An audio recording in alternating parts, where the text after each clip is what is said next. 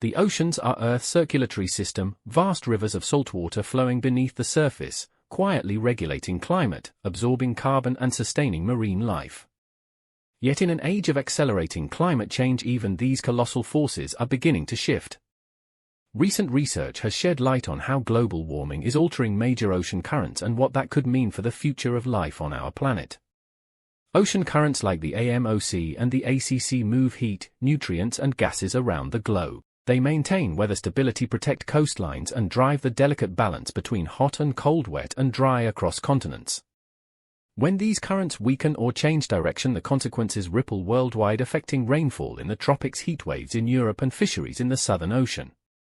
In March 2025, scientists from the University of Exeter published a study predicting that the ACC, the strongest current on Earth, could weaken by up to 20% by 2050 under high-emission scenarios.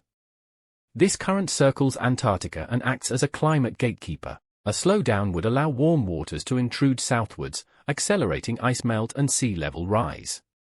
This shift could also displace marine ecosystems and disrupt ocean nutrient cycles, with long-term effects on global biodiversity and food security.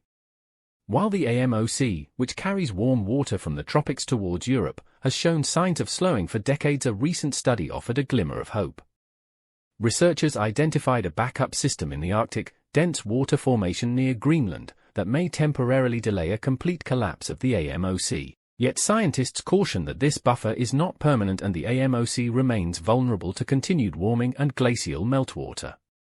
Looking to paleoclimate records, researchers from Cardiff University found that during previous periods of rapid warming, the Southern Ocean's wind belts and currents shifted poleward. This led to dramatic changes in carbon exchange and heat distribution.